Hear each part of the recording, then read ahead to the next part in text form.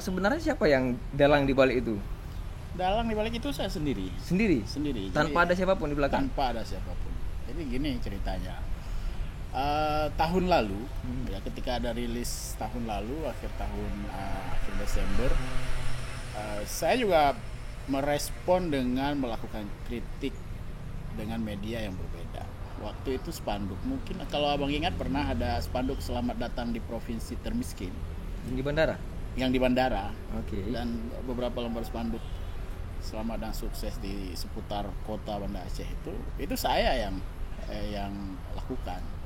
Nah, waktu itu nggak ada yang, waktu itu saya sendiri memang, dari dana pribadi saya sendiri, saya habis 500.000. Nah, tahun ini kan hasilnya balik lagi tuh. Setelah sebelumnya kan pada edisi Maret 2020 katanya kita kan peringkat kedua. Bengkulu jadi peringkat termiskin se-Sumatera waktu itu. Aceh peringkat kedua. Malah pemerintah Aceh waktu itu menggunakan itu untuk campaign seakan-akan keberhasilan kinerja pemerintah menurunkan kemiskinan.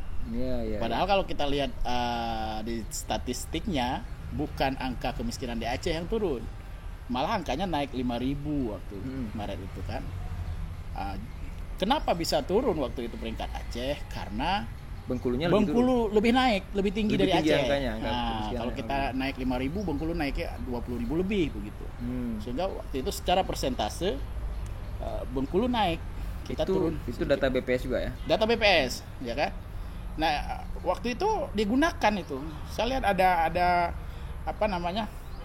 Kalau diiklankan di media, ada ADV lah. Success story lah. Success story, seakan-akan ini hasil kerja pemerintah Aceh gitu. Oke. Terus ada baliho, ada ya di media resmi pemerintah Aceh. Itu tahun 2020 bang. 2020 pertengahan tahun kemarin.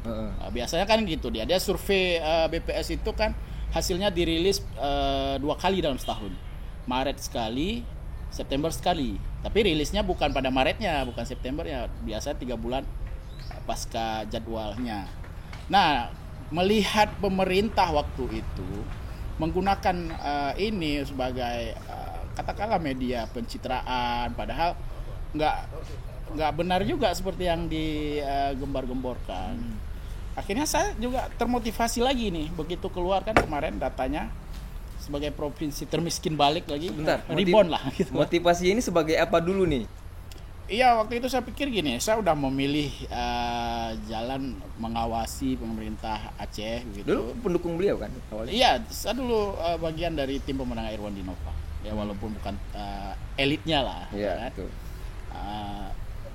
Kenapa terdorong untuk mengawasi? Karena ini bang, sebagai pendukung pemerintah Irwandi Nova, saya ikut masa kampanyenya, tahulah visi misinya seperti apa, janji-janji kampanye yang disampaikan ke publik seperti merasa apa. Punya andil untuk memenangkan mereka ya gitu ya. Punya andil, tapi bukan itu. Bagi saya merasa punya tanggung jawab moral, beban moral untuk mengingatkan pemerintah ini, mereka telah menyampaikan janji-janji kepada masyarakat. Nah, dalam perjalanannya kan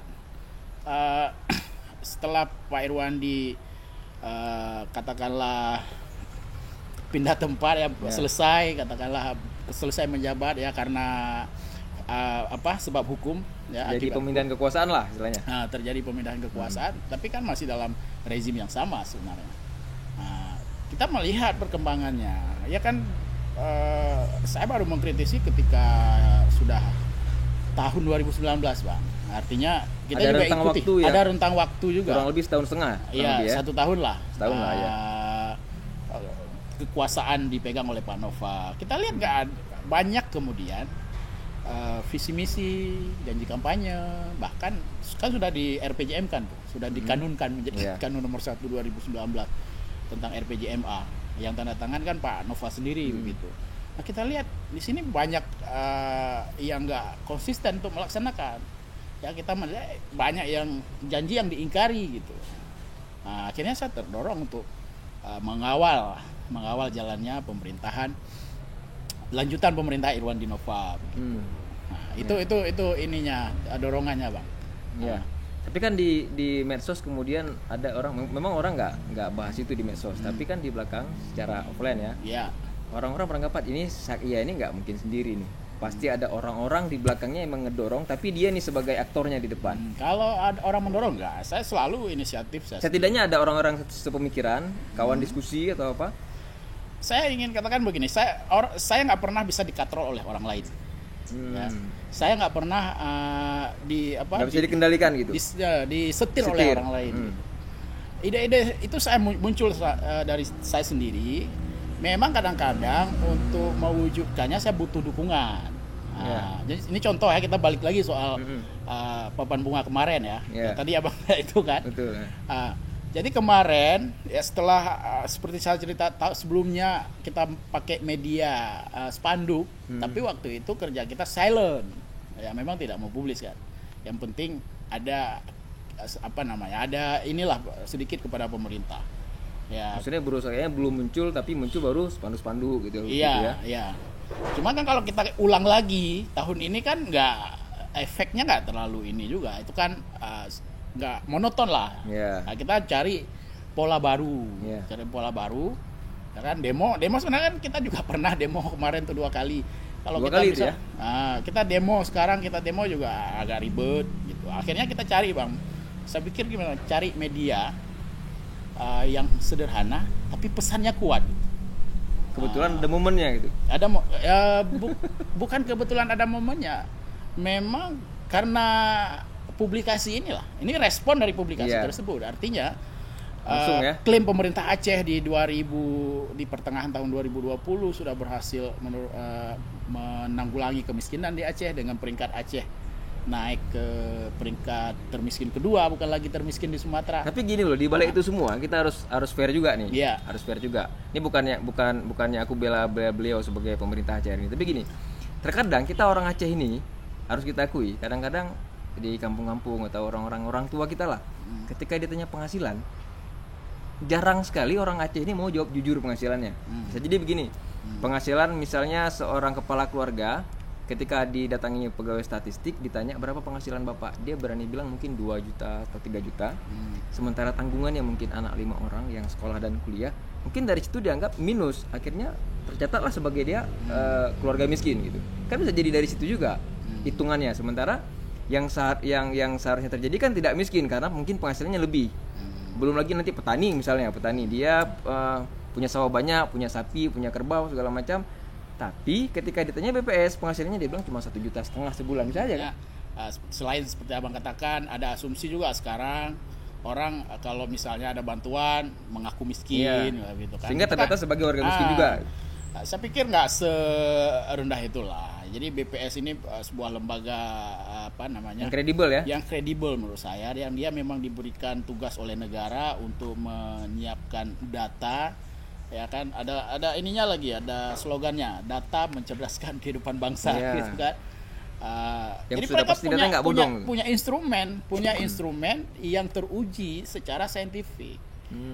Apalagi BPS ini bahkan dia punya kampus sendiri. Dari mereka kuliah memang sudah di situ kerjaannya. Dan saya pikir mereka nggak mungkin lah menginikan, ya kan. Tapi yang disampaikan nggak mungkin menggadaikan lah kredibilitas mereka, integritas mereka. Kayak soal misalnya asumsi tadi itu kan nggak pernah diuji bang, ya kan. Betul. Tidak ada bukti, tidak ada evidence scientific lah soal asumsi ini. Jadi kita melihat selain soal data dari BPS, kita juga lihatlah fakta-fakta di lapangan, ya kan. Ada beberapa teman medsos saya itu yang kebetulan konsen terlibat dalam kerja sosial, itu hampir tiap hari juga memposting. Ya saya sebut aja nggak Pak, Saudara Akmal Daud di Pantai Labu, ya. Hampir tiap hari beliau posting itu. Bahkan divideokan kondisi kehidupan masyarakat di kampung-kampung, ada yang rumahnya yang tidak layak huni, kemudian kondisinya memang artinya itu bukan sesuatu yang ada gitu bukan cerita dongeng begitu. Memang faktanya ada. Makanya kalau kita pulang kampung misalnya, jalan-jalan banyak kita lihat itu bang. Cuma karena kita seringnya berinteraksi di Banda Aceh, Nggak lihat kelihatan. di lampu merah banyak mobil, Iya. ya kan? Di parkiran kedai kopi juga antri nggak muat Iya. parkirannya. Jadi seakan-akan kondisi itu mewakili seluruh Aceh. Iya, ada juga yang saya lihat di medsos itu kan kayak dibandingkan di kota-kota besar malah banyak pedagang asongan di lampu merah, banyak pengemis. Kita kan nggak terlalu banyak, tapi kenapa kita miskin gitu kan? Mungkin ini jawabannya mungkin ya, di desa-desa juga banyak orang-orang yang Iya, hidupnya jadi di gini, kalau kita harus petakan lebih di desa-desa itu kan banyak juga saudara-saudara kita. Ya sebagian umumnya akan profesi masyarakat Aceh itu. Mungkin 80% lebih profesinya ya kalau di pesisir ya melaut, nelayan, petani tambak. Iya. Kalau di perkampungan ya ke sawah, kebun ya. Kalau di ke arah gunung berkebun kan itu Bang. Berternak, rata-rata kan itu. Kita juga nggak bisa seakan-akan kalau di semua orang desa itu punya lahan sendiri. Nah, fakta-fakta ini harus kita lihat bahwa semua orang yang tinggal di desa itu punya lahan. Enggak, banyak juga yang tinggal di desa itu bekerja pada lahan milik orang lain. Sebentar, itu papan bunga itu banyak kali saya lihat. Udah ada berapa totalnya tuh? 10 Bang. Oh, tapi kelihatan kayak lebih ya. Enggak, itu kan mungkin angle-angle media Angle-nya aja. ya? Tapi kayak bayangan dalam apa namanya? Kalau dari gambar-gambar yang beredar di media itu kayaknya kayak ada 20-an, 25 enggak ya? 10. Tapi dia ganda gitu ya. 10-nya Iya tapi double. ya. Nah, harganya 200.000 per Per papan. double itu. Jadi kita jelas aja kita enggak. Siapa yang nanggung saya 1 lembar, ada kawan-kawan yang biasa saya ngopi lah. Saya nggak cari donatur jauh lah. Oh gitu. Ada Kawan-kawan yang sepemikiran aja. Iya, yang seide lah dengan kita kan, menganggap bahwa pemerintah Aceh ini perlu dikritisi. Berarti orang-orang ini beranggapan selama pemerintahan periode ini gagal total atau? Iya mungkin nggak se-ekstrim itu, ya kan. Tetapi kan ada bagian, ada bidang-bidang tertentu yang memang harus dikritisi. Kayak misalnya soal penanganan kemiskinan, ya kan. Coba lihat kemarin klaimnya Kepala Bapeda berapa anggarannya? 9 triliun lebih katanya untuk penanggulangan kemiskinan. Ya kalau menurut saya itu klaim. Iya. Klaim yang nggak bisa dibuktikan tuh kalau kita kejar. Coba challenge, bisa nggak dia buktikan benar itu untuk penanggulangan kemiskinan? Belum tentu. Ya itu kan makanya kita harus mengkritisi supaya ada perubahan kebijakan, lebih benar-benar fokus, benar-benar menyasar kalangan masyarakat miskin. Jangan klaimnya penanggulangan kemiskinan, ya kan? Karena misalnya ini saya kasih contoh Bang, di Dinas Pertanian ada bantuan bibit tanaman pertanian, tanaman perkebunan. Di Dinas Perikanan ada bibit perikanan. Di Dinas Peternakan ada bantuan bibit ternak. Tahun ini itu ratusan miliar lagi nih tahun ini, ya kan? Itu kan klaimnya juga untuk menanggulangi kemiskinan, ya kan? Tapi kan uang itu mengalir kan? Benar, mengalir. Dalam proses pengadaan itu mengalir ke rekanan. Penerima manfaatnya siapa? Abang tahu nggak siapa penerima manfaat? Orang miskin apa bukan orang miskin? Maksudnya yang terima hibah dari bantuan bibit ini siapa? Maksudnya tidak tepat sasaran gitu? Jelas nggak tepat sasaran. Kenapa? Ada syaratnya untuk menerima itu. Misalnya bantuan bibit ikan itu harus punya lahan.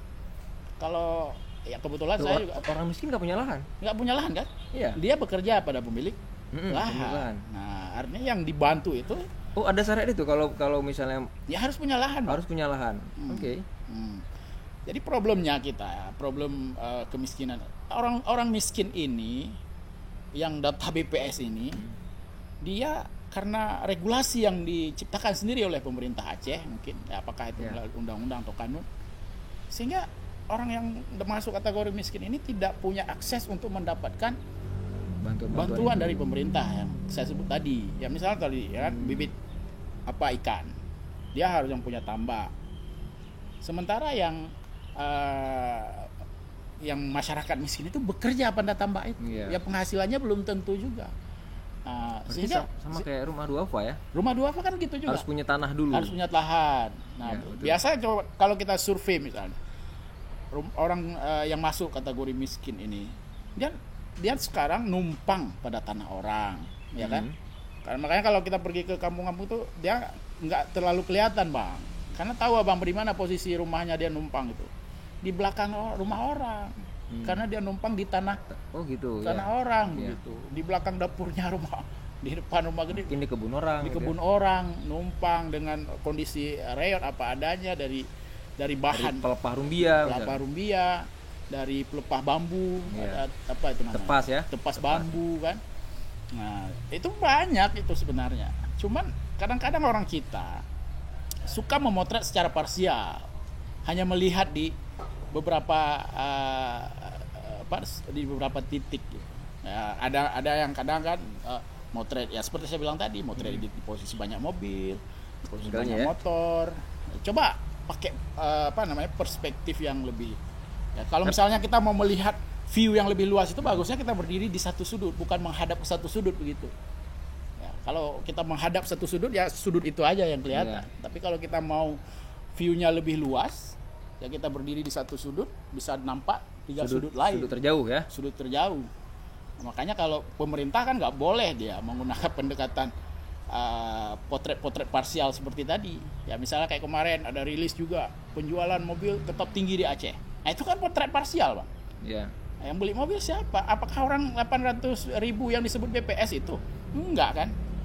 Iya. Walaupun sekarang katanya setiap rumah kalau dulu itu punya sepeda motor 1, mobil pun kalau ada 1. Kalau sekarang sampai sepeda motor sampai 5. Belum lagi pulsa segala macam kan, pulsa HP, smartphone. Tapi ternyata ada juga masyarakat yang nggak punya itu ya? Ada. Jadi itulah kadang-kadang kita nggak fair ya melihat kondisi. Kita hanya melihat ada rumah itu punya 5 motor. Seakan-akan ada 3 rumah di kampung tersebut yang kondisinya begitu sudah mewakili seluruh kampung. Nah itu kita nggak fair. Padahal masih ada yang belum tahu nanti malam makan apa. Iya. Nah itu sementara yang kondisi seperti itu kita nggak potret. Nah coba kawan-kawan yang pekerja sosial kan mereka sering memposting karena sering mereka dapat. Ya ada yang mengadu ada. Nah, jadi kita janganlah mengelak bersikap denial lah. Sebenarnya menyangkal. Kayak Bro Sakya ini justru berjasa untuk Aceh kayaknya. Berjasa gimana bang? Karena gini, kan melihat apa-apa yang belum dikerjakan pemerintah sehingga itu nanti dibenahin gitu. Harapan kita itu sebenarnya. Karena gini, ini saya pandang positif nih. Saya pandang positif bukan ke Sakya dan kawan-kawan lainnya yang melakukan kritik, juga ke pemerintah yang saya mikir positif nih. Kayak kasus sapi kurus misalnya. Iya. Karena ada digaungkan, akhirnya beliau turun. Iya betul. Bisa jadi orang-orang di sekitarnya kan menutupi itu. Iya. Awalnya mereka defend kan. Denial kan. Agak resisten kan. Resisten. Nah akhirnya kan karena ada yang bongkar, akhirnya ini tertangani gitu. Nah itu harusnya kan berterima kasih. Dan saya lihat positifnya di pemerintah hari ini juga begitu. Ketika ini ada permasalahan, beliau turun langsung. Mereka menjawab persoalan. Ya. Yang seperti itu kita apresiasi ya. Kita apresiasi. Artinya yang sapi kurus itu cuman kan nggak usah buat pengumuman bang, nggak usah lah. Misalnya kita katakanlah oposan nih sekarang, itu kan sudah banyak pasukannya yang memberi apresiasi, bahkan pakai media lagi, pakai ADV lagi di media kan. Jadi kan nggak harus teriak-teriak juga kita. Jadi kita yang mengingatkan, yang apresiasi ada bagian lain, ya kan, fungsi apresiasi. Sama-sama berjasa artinya. Iya. Tapi gini, saya lihat kan kayak akun Facebooknya Bro Sakya ini kan. Iya. Ini ngefek memang kalau saya lihat. Saya punya kawan di Facebook itu, kalau Facebook kan rata-rata 5.000 ya. 5.000. Jadi di antara 5.000 kawan saya nggak pernah lihat satu kali live Facebook itu sampai lebih dari 1.000. Nah ini ngefek gitu. Nah kenapa? Berarti banyak kali penggemar Bro Sakya ini untuk saya banyak gitu terima inbox dari kawan-kawan yang ada di daerah, nggak pernah jumpa mereka ya, teman di medsos lah. Bahkan kalau kita lihat nggak berteman juga, misalnya mereka mungkin follow ya, karena kan terbatas seperti yang bilang tadi. Mereka banyak ngirim informasi, ngirim dukungan moral gitu kan. Banyak sih, tapi saya biasa aja gitu, nggak menganggap itu sesuatu yang. Berarti kenapa nggak jadi konten kreator aja? Karena kan banyak viewer nih. Saya nggak pinter bang. Saya nggak kreatif. Nggak, maksudnya gini. Ya mungkin kreatif saya kan cuma ingin ini kita harus kritik nih. Gimana media mengkritik? Ya, itu aja.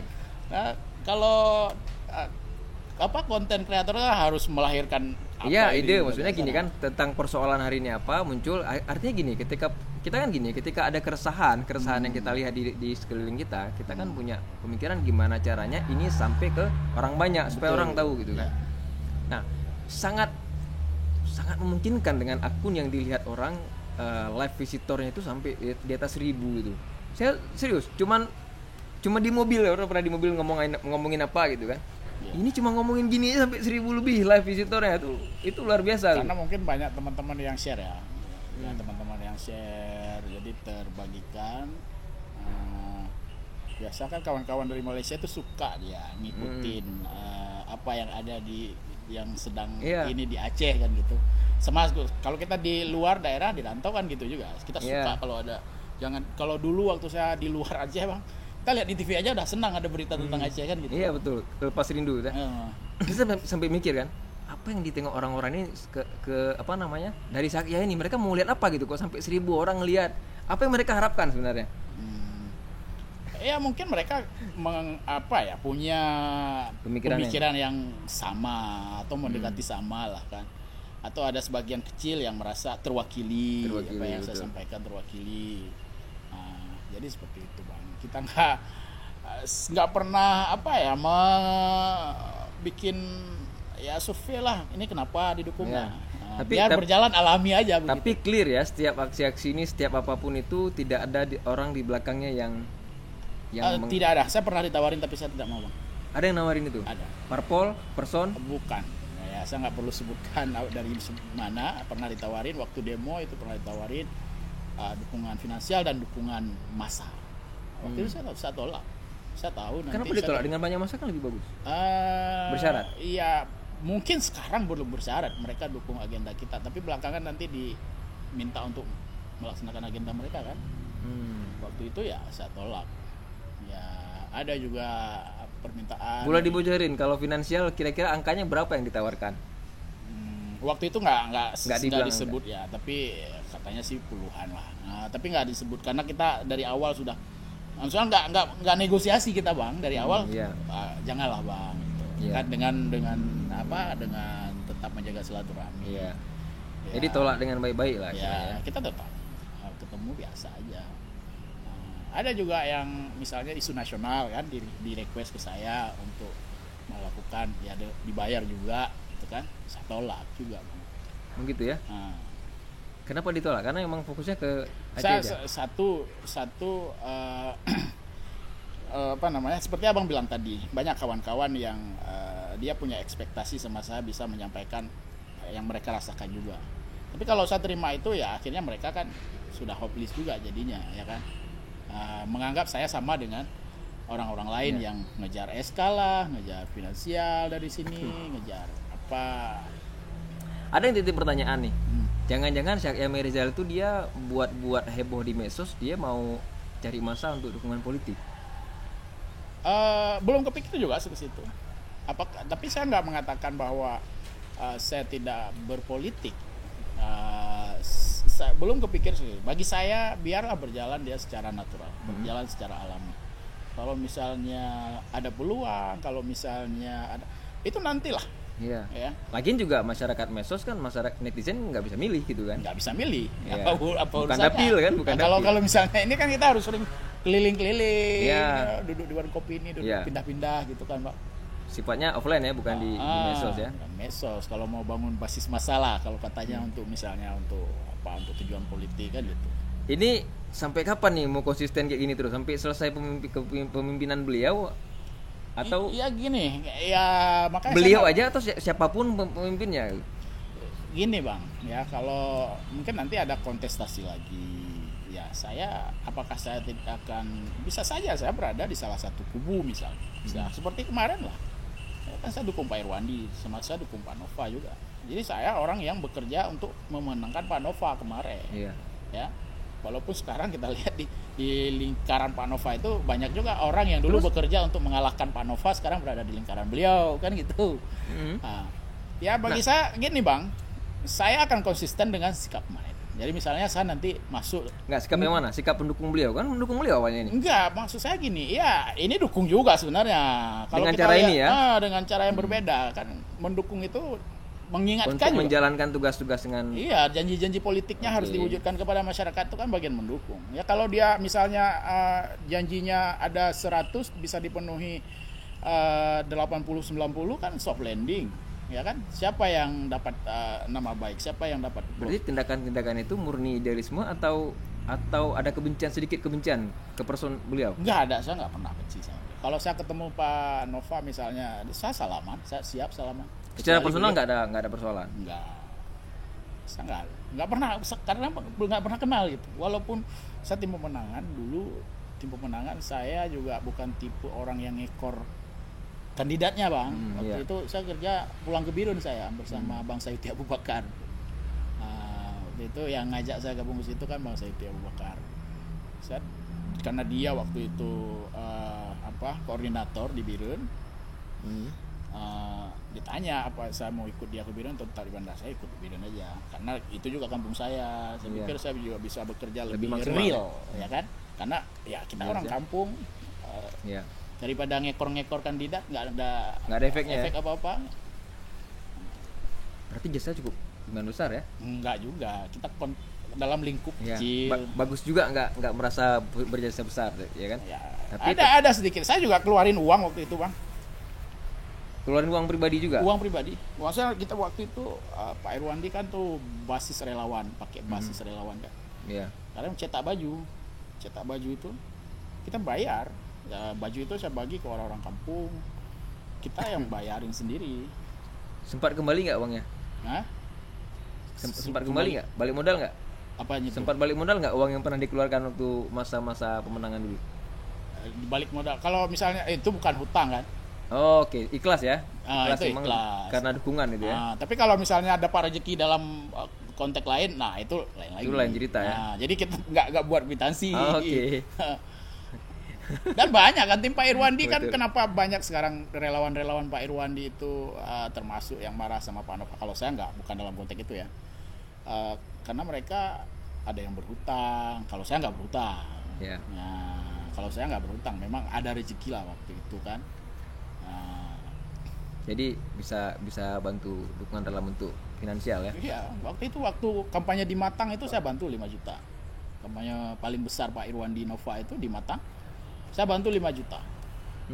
Wah, itu memang karena memang memang kan di donasi dari berbagai pihak. Yeah. Walaupun kita tahu dengar banyak dari kontraktor, karena saat diminta juga maksud itu. Hai kapan tuh le becuno. Ada rezeki waktu itu rezeki kan. Itu bahasa Pak Irwandi yang gitu ya? Enggak, Bang Sayuti ya? Karena dia kan waktu itu di sana. Saya sama dia waktu itu. Ini kembali ke papan bunga yang cuma 10 ya? Cuma 10. Papan bunga yang cuma 10 itu. Nah, Abang curiga ada yang nyuruh? Iya, bukan saya aja, banyak kawan-kawan juga ya. Tolong nanti tanyain. Dari sebelumnya juga banyak yang curiga sama saya, Bang. Banyak yang curiga ya? Ya tahu saya, tapi saya nggak mau dipikirin. Enggak, maksudnya kenapa terpikir itu? Terus sempat saya lihat di video yang nyebar itu ada sempat debat juga dengan Satpol PP gitu. Mereka awalnya bilang apa? Suruh cabut atau mereka membongkar? Mereka punya niat itu. Jadi gini ceritanya, Bang. Itu kan kita lakukan, bukan dibayar ya kan.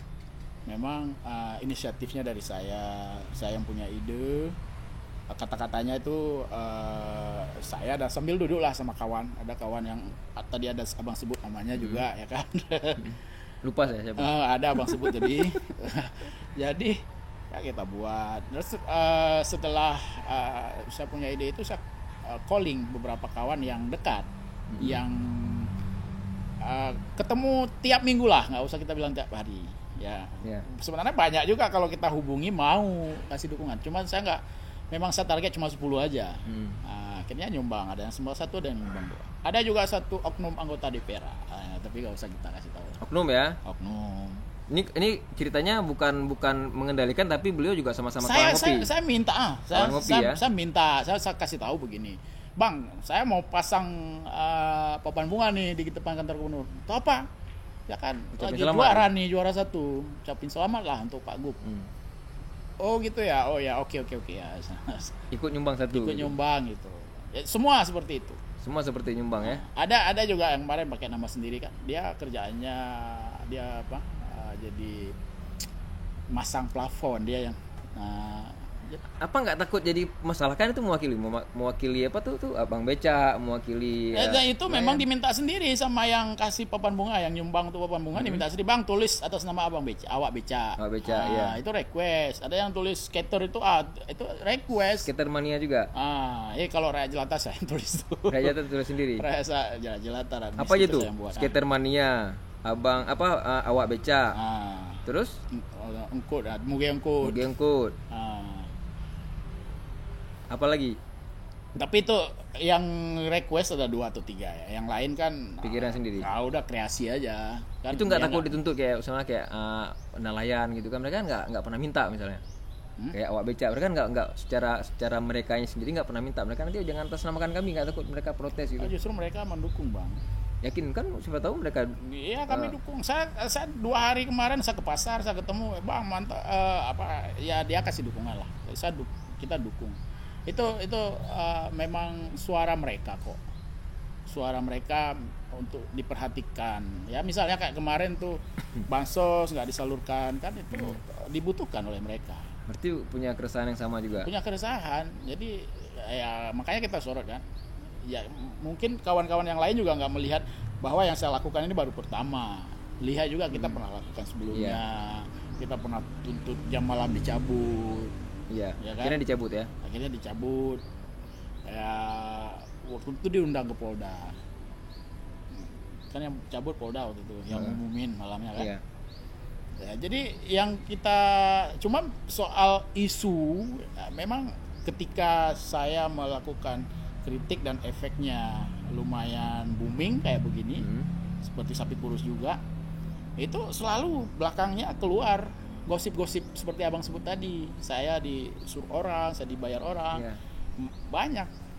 Ya kan? Terus respon pemerintah kan bagus juga. Responnya mereka gini, kalau yang saya lihat ya, mereka langsung menjawab persoalan itu gitu dengan pernyataan media dulu gitu. Iya. Terus ke lapangan juga ngatasi persoalan-persoalan itu kan. Iya, kalau sapi kurus kemarin langsung ya mereka respon. Kayak kemiskinan ini kan juga kepala Bapeda juga bilang ngomong ya, tapi baru ngomong kan. Yang kita butuhkan kan kebijakannya di kebijakan ini anggaran juga, ini juga dilarang nih.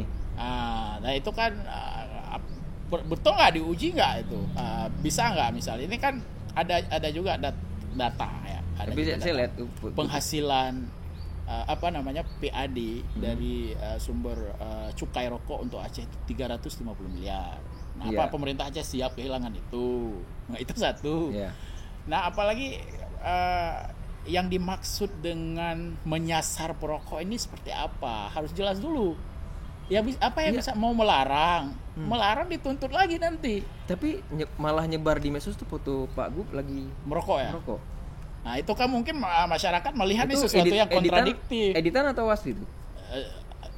Kalau foto merokok itu pernah beredar tuh, sudah lama. Pernah ya? Pernah beredar. Berarti bukan editan. Foto tunggal tuh ya. Cuma kan mungkin disandingkan dengan berita hari ini. Ya, disandingkan berita hari ini. Kalau foto beliau merokok itu saya udah lama pernah lihat tuh, beredar di grup-grup WA di medsos. Nah, jadi kalau dibilang mau menyasar perokok, ya mungkin itu reaksi dari kawan-kawan perokok lah.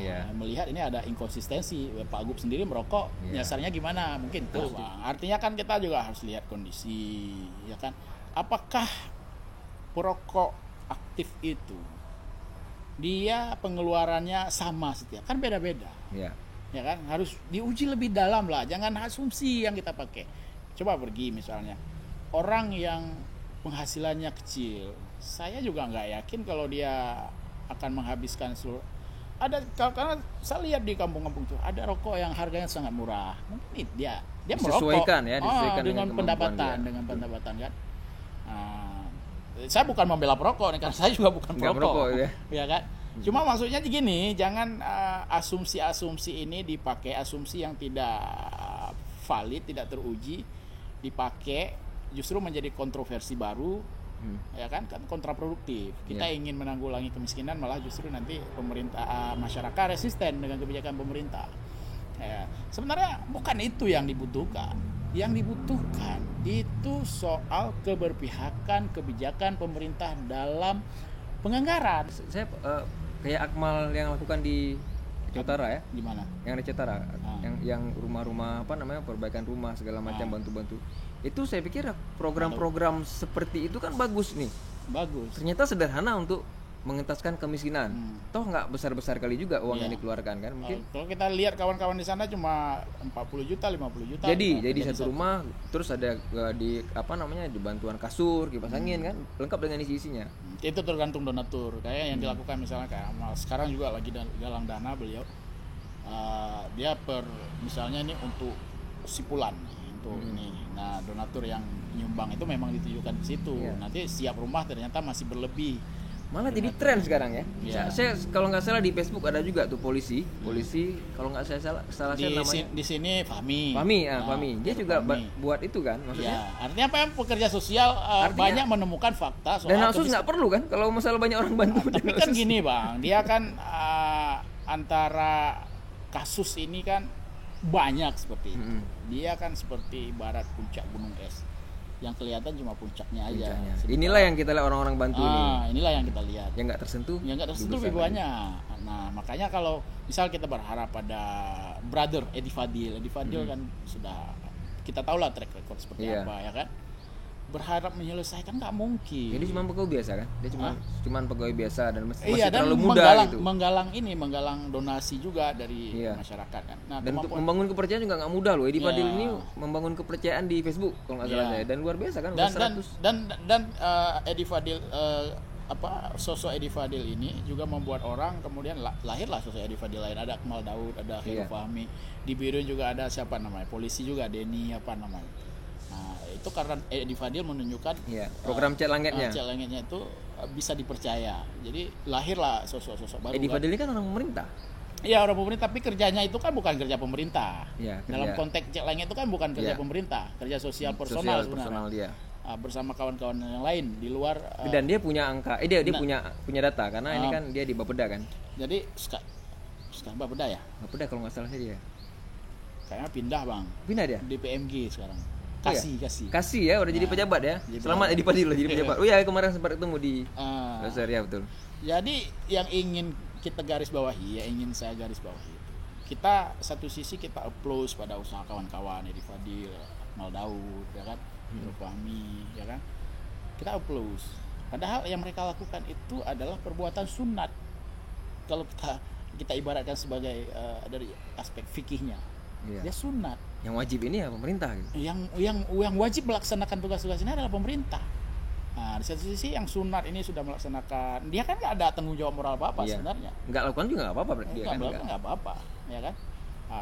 Tapi karena sudah melakukan ya dapat pahala, dapat inilah. Kan. Yang wajib itu pemerintah. Makanya saya mengingatkan pemerintah ada kewajiban yang tidak dilaksanakan. Ya, jangan kemudian bias begitu. Satu sisi kita applause pada kawan-kawan yang ini, tapi di sisi lain kita mendiamkan pemerintah yang tidak melaksanakan kewajibannya. Iya, sehingga orang-orang juga kasih tanggapan ini Syahrial Mirizal ini sebenarnya dia sayang sama pemerintah hari ini, sehingga diingatkan terus. Ada juga yang beranggapan karena dia benci gitu. Ya kalau saya benci, iya kan, betul kan? Jadi ada sebagian orang bilang ya karena dia sayang sama pemerintah. Cuma itu tergantung responnya, gitu. Bang. Sebenarnya kalau mereka merespon positif kan jadi instrumen untuk memperbaiki kebijakan. Ya misalnya kayak sapi kurus kemarin. Kalau dari awal direspon positif kan, nggak perlu juga Pak Gub malu kan. Ini hari kedua itu saya hari sore seperti jam-jam segini kesana, besoknya direspon datang ngomong sama sapi, wawancara sapi. Kenapa? Jadi terblow up lagi, jadi membuat malah lebih negatif lagi dilihat oleh masyarakat. Padahal kalau kemarin itu pendukung beliau tuh nggak resisten dan cuma diam aja, mungkin nggak. Waktu itu Bang saya kasih tahu ya, waktu sapi kurus itu begitu saya keluar dari komplek Ibisare itu, ada salah satu pensus nelpon saya, ya karena dia ikut live-nya, ya kan. Dia tanya, jadi gimana itu betul tuh kondisinya? Betul. Apa sarannya? Saya kasih saran. Karena dia tanya, saya sampaikan dengan positif. Saya sampaikan begini, kalau untuk menangani persoalan ini dan Pak Gub tidak terseret terlalu jauh, Pak Gub tinggal panggil kepala dinas, panggil kepala UPTD-nya, panggil wartawan, kasih dia ultimatum untuk menyelesaikan persoalan ini. Kalau tidak dalam waktu tertentu, berhentikan. Itu ancamannya. Malah sampai kasih solusi bahkan. Saya kasih solusi sama salah satu Pensus yang hubungi saya setelah itu. Kalau itu dilakukan gubernur, dia justru dapat namanya direspon positif. Terakhir dilakukan nggak lo? Enggak juga. Justru saya lihat Pak Nova ini kan sering untuk hal-hal teknis yang sebenarnya nggak harus beliau tanggung, beliau respon. Sebenarnya itu persoalan sapi kurus itu kan persoalan di level teknis, ya kan, level dinas dan UPTD, bukan level kebijakan.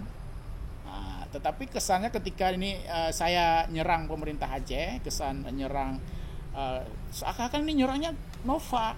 Mereka nggak bisa memotret apa sebenarnya yang pesan yang saya sampaikan. Yang kita serang sapi kurus ini. Iya. Siapa yang bertanggung jawab? Siapa yang bertanggung jawab? Dasar, ya? Jadi mereka nggak bisa memetakan, nggak bisa melakukan mapping secara tepat begitu. Tapi justru karena kan terseret. Karena ini isu terblow up, ya akhirnya beliau turun. Saya pikir karena terblow up. Mungkin kalau nggak sampai seheboh itu, mungkin beliau nggak turun juga. Saya pikir. Iya.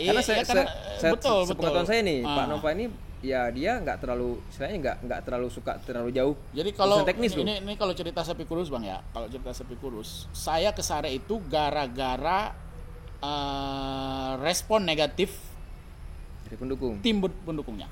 Jadi waktu itu. Jadi untuk membuktikan nih? Iya, membuktikan. Mereka resisten, mereka malah justru menuding balik. Ya, yang pertama itu kan memberitakan berita kini kalau nggak salah. Itu 2017 tuh ya. Jadi mereka bilang, wah itu gambar-gambar 2017. Ya, kan di medsos juga dipakai fotonya berita kini oleh kawan-kawan netizen kan, untuk diposting fotonya berita. Diserang sama mereka. Ini yang posting melakukan fitnah, pembusukan, sengaja menjelek-jelekan Gubernur Aceh. Padahal itu foto 2017 kan. Ya kan. Akhirnya itu saya lagi duduk tuh, lagi ngopi sama kawan, saya bilang, ya kita jalan-jalan. Saya mau habis 100.000 lah untuk minyak mobil. Tapi itu memang betul-betul infonya valid itu awalnya. Apanya tuh? Info di sana sapi kurus tuh valid. Sehingga ke sana tuh saya justru ingin membuktikan. Enggak, maksudnya sebelum membuktikan memang udah betul infonya seperti itu. Saya nggak punya belum tahu juga informasi di sana, hanya melihat perkembangan dinamikanya di medsos, ya kan. Mereka resisten. Akhirnya saya ajak kawan, sampai di sana kita juga nggak langsung live. Iya. Kita lihat dulu, saya bilang kita nggak langsung live. Kalau sampai begini bang, pas datang itu di kandang di atas itu memang nggak ada sapi kurus, ya kan? Sehat-sehat ya? Sehat-sehat. Itu yang kemudian datang mereka wawancara. Tapi problemnya yang kita ingin luruskan kan tudingan bahwa di sana tidak ada sapi kurus. Foto itu foto 2017, ya kan? Nggak ada sehat-sehat, sapi yang gede-gede itu yang di dalam kandang. Ya, akhirnya kita turun, ada di lokasi di sana yang lebih luas itu yang posisinya banyak sapi kurus. Nah, di sana baru kita live, kita ingin buktikan loh, ada yang kurus-kurus. Enggak bilang semuanya kurus. Tapi mayoritas yang di situ mayoritas kurus. Iya. Yang di kandang yang terkurung itu memang gemuk-gemuk.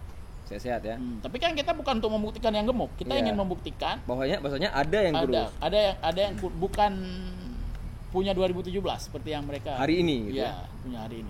Mungkin kalau saya ambil fotonya, saya posting, nanti dibilang lagi ini hasil editan atau apa, makanya saya live. Oke. Ya akhirnya rame ya datang sana ya. Rame. Wartawan juga segala macam. Nah kembali ke papan bunga itu kan awalnya itu jadi heboh. Wartawan-wartawan yang datang tuh diundang atau mereka datang sendiri? Enggak, saya dari awal sudah. Sebentar, maksud saya kenapa mereka tahu itu ya Mirizal yang punya kerjaan? Gimana ceritanya bisa? Saya dari lokasi itu bang. Oh ada di lokasi gitu ya? Ya saya diwawancara juga di lokasi. Gimana cerita itu awalnya? Awalnya gini, waktu setelah saya punya ide itu, saya kumpulin, ya kan, saya cerita kronologis lah lengkap nih. Saya punya ide itu, saya ingin eksekusi. Saya orangnya nekat gitu kalau udah punya ide bang. Kadang-kadang pernah juga uang saya habis tuh, uang saya sendiri waktu demo itu kan. Tadinya ada yang mau bantu di sini. Saya kalau ngasih satu orang ngasih banyak aja begitu saya nggak mau. Saya minta ini sedikit, di sini sedikit. Jadi nggak ada ikatan apa-apa gitu kan. Waktu itu ada yang udah komit kasih, nggak ada yang kasih. Ya, sementara kita harus sewa, harus itu kan habis 2 juta udah ambil. Saya orangnya nekat. Kalau udah mau melakukan sesuatu, gas terus. Saya tanggung konsekuensinya. Iya. Termasuk misalnya harus tanggung sendiri. Hanya agama lah, ya kan? Ya kan? Dan termasuk kemarin begitu. Ya saya pikir ini saya target 10. Ini saya kontak kawan-kawan. Kalau kawan-kawan cuma nanggung 5 saya tanggung. Ya kan? Tapi dalam prosesnya itu justru 10 ada yang tanggung. Jadi saya nggak keluar uang untuk papan bunga. Nah, yang kemarin tuh. Iya. 10-nya ada yang tanggung, malah ada lagi yang nawarin. Saya bilang nggak usah aja lah. Udah malam sih soalnya waktu itu. Nah, jadi waktu setelah saya hubungi kawan-kawan itu, malamnya sorenya kita ketemu dengan Kabupaten Bunga, kita kasih. Saya pikir awalnya mereka nolak, takut juga kan. Ternyata nggak nolak mereka. Ternyata nggak nolak kan. Mereka juga bagus juga nyalinya ingin tuh. bunga. Saya berpikir juga ini harus kita cari, jangan-jangan harus cari 2-3 orang dulu baru ada yang mau. Iya. Ya kan? Ada resiko soalnya kan. Ini langsung mau ya? Langsung mau begitu. Jadi setelah itu malamnya saya pikir nih memang kita mau publis nih, harus terpublikasi ya kan, harus terblow up. Ini kalau saya ngirim ini ke wartawan, ini pasti di-share nanti. Iya. Share ke grup-grup ya kan. Jadi saya nggak buat, biasanya kan kalau misalnya ada acara kita buat mengundang kawan-kawan jurnalis bla bla bla, acara tik-tik ya? Sini nggak ada. Itu pasangnya malam berarti? Pagi. Pagi. Jam 9 saya di situ. Dan memang kita minta pagi. Jadi ada kawan wartawan dekat saya japri aja begitu. Tapi nggak mengundang. Nggak minta bilang, share besok juga. ada ini gitu. Oh nggak suruh share juga? Gitu. Nggak suruh share. Besok ada ini. Ini. Akhirnya memang yang saya japri itu datang duluan memang ya dari yang lain. Yang lain kayaknya itu setelah agak heboh karena setelah live itu kan. Karena kalau media-media nasional malah agak belakangan lagi tuh. Sehingga yang mereka wawancara di situ pengguna jalan yang memang kemudian berhenti ingin dokumentasi. Banyak yang dokumentasi juga? Banyak Bang. Misalnya datang Satpol PP itu jam berapa tuh? Jadi gini, setelah pagi ya itu termasuk kita lakukan di situ ya, saya bongkar aja lah semua. Saya mapping. Jadi sehari sebelumnya saya jalan di situ naik motor. Saya mau lihat posisi yang pas di mana nih. Nah, saya mapping. Ini kalau saya tempel di dekat pagarnya? Di pagarnya nanti ini susah juga saya pertahankan kalau mau dipindahin. Iya. Nah, akhirnya pilih di tengah ya. Pilih di tengah. Tapi backgroundnya harus kantor gubernur. Jadi betul. kita sisi jalan ke arah kota ya kan. Kita ambil sisi arah kota gitu. Nah, saya juga antisipasi ini supaya saya nggak disalahkan. Saya masukkan juga surat pemberitahuan ke Polres, Bang. Nah, artinya yang kita lakukan ini memang hak demokrasi kita. Kita ingin menyampaikan pendapat, menyampaikan hak konstitusi lah. Hak konstitusi sebagai warga negara ya kan. Nah, akhirnya pasanglah 10 buah itu di sana. Kira-kira sekitar setengah jam atau 1 jam ya banyak rata teman-teman dari kepolisian datang karena kita beritahu ada dari polsek, ada dari ya beberapa dari dari institusi tertentu. Ya sudah selesai live juga, akhirnya ngajak mereka ngopi-ngopi dekat di situ. Dekat situ. Ya, sebenarnya kan baru sebentar duduk ada kawan WA, Bang, Satpol PP datang mau bongkar. Terus balik terus karena dekat, jadi cepat nyampe. Nah, itulah yang kelihatan waktu live. Ya, sampai ada kata-kata kalian bisa saya pidanakan itu kan. Itu kenapa tuh? Gara-garanya apa tuh? Mereka bilang apa? Mereka nggak bilang apa-apa karena yang mereka lagi siap-siap mau bongkar. Cuma komandannya lagi masuk ke kantor gubernur begitu. Mungkin nunggu perintah atau apa, saya nggak tahu. Saya ingin memastikan mereka tidak membongkar. Nah, kalau mereka sudah angkat kan kita nanti bisa chaos kan, ya kan kalau kita lawan ya kan. Saya berusaha mereka untuk mencegah, memang dari jangan sampai mereka beraksi duluan. Ya saya keluar komandannya saya debat lagi, saya ini sampaikan lagi argumentasi bahwa ini hak kami. Kalau memang ini mau diangkat, kenapa yang dulu ada acara kawinan, ada acara ulang tahun, ada acara apa-apa yang pakai pesawat, kenapa nggak diangkat? Ini kan diskriminasi sebenarnya. Itu nggak mengganggu juga? Nggak mengganggu juga. Ucapan gitu kan? Iya, cuma apa salahnya kan gitu. Ya. Ya, akhirnya mereka koordinasi, mereka terima, ya akhirnya balik kanan. Aman sampai sore. Aman ya. Itu juga cuma papan bunga kan nggak ada kata-kata yang memicu orang berbuat negatif juga kan? Nggak ada, cuma itu kan satir aja. Iya, sindiran. Iya, nggak ada yang vandalis, nggak ada yang mendorong orang berbuat yang sarkas aja nggak. Kita cuma satir aja. Justru banyak yang lucu-lucu gitu ya. Lucu-lucu. Di skater mania itu jackpot segala macam. Jadi kan ada segmennya sendiri yang suka main skater, dia share yang gambar gitu. Jadi 10 gitu ini terwakili lah, walaupun tidak semua tapi setidaknya terwakilah beberapa segmen masyarakat gitu ya. Ya walaupun itu bisa aja klaim kita kan. Tetapi secara umum dari respon yang saya terima ya masyarakat senang ya. Merasa merespon positif lah. Mereka memang mengatakan memang itu harus didorong, pemerintah itu harus dibangunkan, harus diingatkan. Ada semacam kepuasan batin nggak ketika ini berhasil? Ini kan nggak berhasil kemarin, viral sampai ke nasional, diwawancara sama TV nasional live lagi. Saya puasnya bang, selesai live pertama itu saya sudah puas, target saya sudah tercapai. Itu bahkan dari awal kita. Berarti targetnya bukan mengentaskan kemiskinan dong? Enggak, maksudnya gini, untuk konteks itu. Untuk konteks ini target kan gini, tujuannya pemasangan itu, dokumentasinya itu kan kayak yang spanduk juga dulu gitu hebohnya. Karena apalagi sekarang medsos. Ini yang akan buat rame kan medsos nih. Iya. Jadi bahkan kita berpikir kalau nanti ini misalnya terjadi mereka berniat bersikeras mau memindahkan, kita juga nggak akan gontok-gontokan. 1 jam aja udah cukup lah, ya kan? Cuman tetap kemarin makanya saya bangun argumentasi, kita bangun argumentasi bahwa ini hak kita supaya nggak sampai lah kita gontok-gontokan. Memang mungkin kebetulan lah. Memang saya nggak ekspektasi kita nggak sebesar ini sebenarnya. Sejauh itu. Misalnya nggak sampai go nasional. Iya. Bisa viral di level Aceh aja dan itu cukup, bisa sampai ke pemerintah. 2-3 media online cukup seharusnya ya. Beberapa media yang menginikan sudah cukup dan itu bisa menjadi didengar oleh pemerintah, ya itu sudah cukup. Iya. Kalau sampai kurus kan nggak go nasional juga. Iya. Tapi direspon ya kan.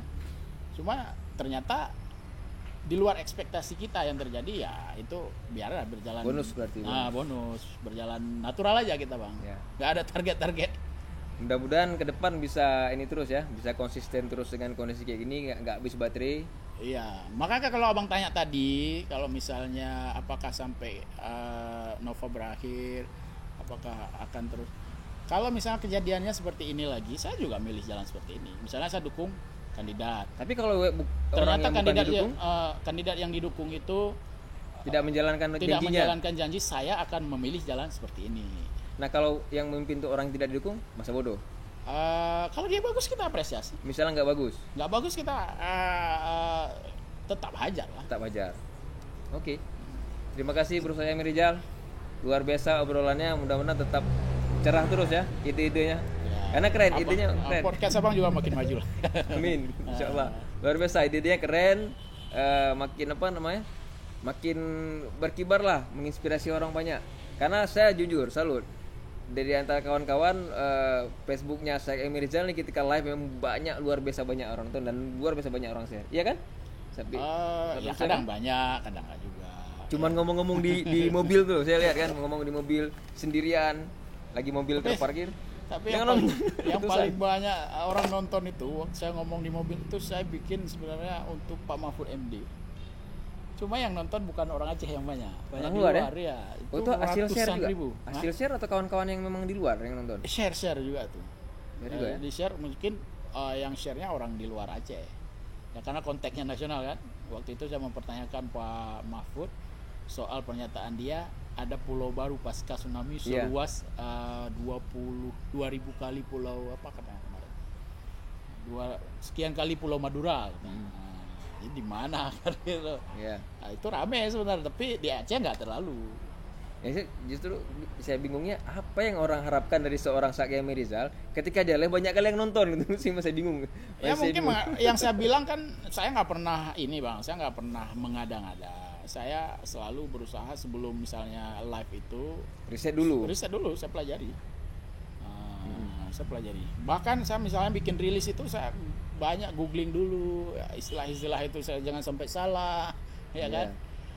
Saya setiap mau saya tetap pelajari dulu. Berarti masih soal datanya saya cari datanya. Berarti mesti punya banyak waktu untuk membaca, mempelajari. Oh iya. Kayak kemarin misalnya heboh OKP itu kan saya juga yang bongkar. Saya disiplin soal data. Oke. Yang OKP kemarin ya, dana OKP itu ya.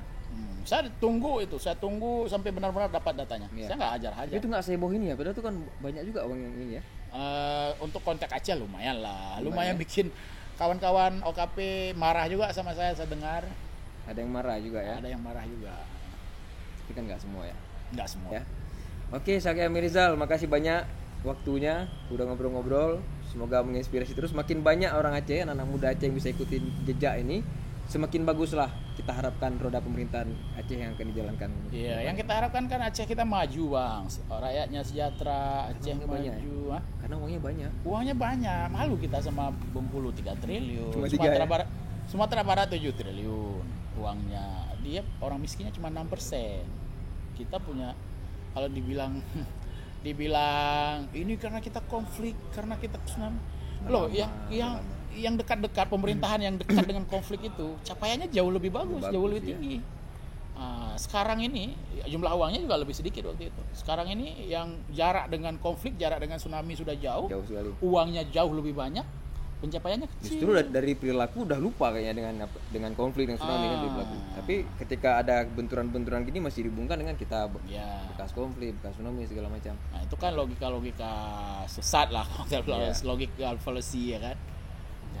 Itu nggak menyelesaikan persoalan. Jadi jangan dimainkan logika sesat untuk menutupi kekurangan. Akhirnya nggak dapat jurus jitunya, nggak dapat. Ya oke, makasih banyak nih. Ini sengaja nggak saya live karena nanti nggak ada yang nonton lagi kalau di live. Jadi nggak di live, nanti kita upload ke YouTube aja, baru kita share ke Facebook. Siap. Oke, makasih banyak.